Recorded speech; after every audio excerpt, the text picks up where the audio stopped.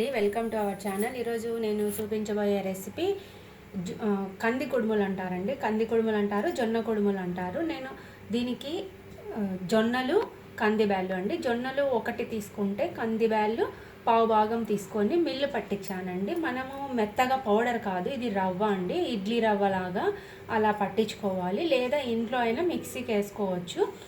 సన్నగా ఉండాలి, మరీ లావుగా ఉంటే మగ్గవండి, ఉడకవు. అది ఇప్పుడు నేను రవ్వ చూపించాను కదండి, ఆ రవ్వ ఇది ఇలా ప్రిపేర్ చేసుకొని పెట్టేసుకోవాలి. మరి ఇడ్లీ పిండి లాగానే సేమ్ అలానే కొంచెం జోరుగా చేసుకోవాలి. ఆనియన్స్ దీనికి ఇది ఆల్రెడీ నేను తర్వాత వేసి పెట్టేశాను. ఆనియన్స్, శనగబ్యాళ్ళు, జీలకర్ర, ఉప్పు, కొత్తిమీర, కరివేపాకు అన్నీ వేసి ఆనియన్స్ వేగిన తర్వాత రవ్వ వేసి ఒక 2 మినిట్స్ అలా వేయించాలి.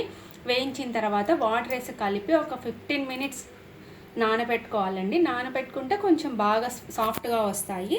నానిన దానిలో నేనైతే ఇడ్లీ ప్లేట్లలోనే తీసుకుంటున్నానండి.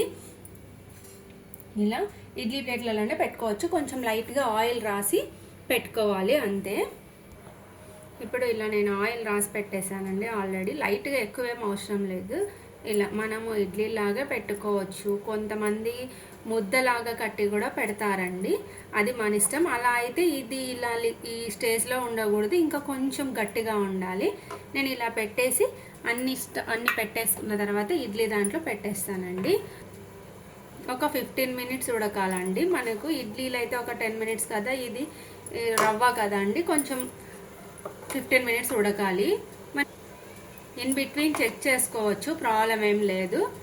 సో ఇలా అన్నీ నేను పెట్టేసుకొని మనకి ఎన్ని ప్లేట్లు అవుతాయో అన్ని ప్లేట్లకు పెట్టేసుకున్న తర్వాత ఇడ్లీ దాంట్లో పెట్టేస్తానండి.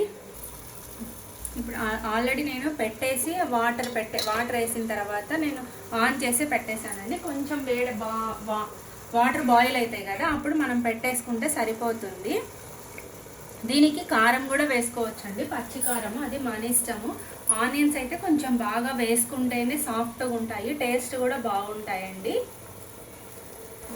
పెట్టేసి ఆన్ చేసేసాను, ఆల్రెడీ ఆన్ చేసి పెట్టేశానండి. ఒక 15 మినిట్స్ ఉడికించుకోవాలి. మూత పెట్టేస్తున్నాను.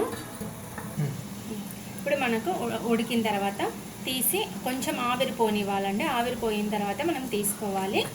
దీనికి కొంచెం నెయ్యి వేసుకొని తినొచ్చు. దీనికి నేను సైడ్గా తీసుకునేది కారం అండి. కారము మనము ఆనియన్స్, కొంచెం ఒక చిన్న టమాటా, ఉప్పు, వట్టి కారం అండి, రెడ్ చిల్లీ పౌడరు అన్నీ వేసి మిక్సీకి బాగా మెత్త పేస్ట్ లాగా వేసుకున్న తర్వాత ఒక ప్యాన్లో ఆయిల్ కొంచెం, నెయ్యి కొంచెం వేసి మొత్తం మనము పేస్ట్ వేసుకుంటాం కదా, అదంతా వేసేసి బెల్లము, మనకు స్వీట్గా కావాలి అంటే ఎక్కువ బెల్లం వేసుకోండి, లేదు అంటే కొంచెం తక్కువ బెల్లం వేసుకొని అంతా వేయించాలండి. పచ్చివాసన పోవాలి, ఆనియన్ స్మెల్ పోయేంత వరకు వేయించుకున్న తర్వాత మనం తీసుకుంటామండి. లేదు అంటే మెంతిపప్పు కూడా తినొచ్చు, తీయది.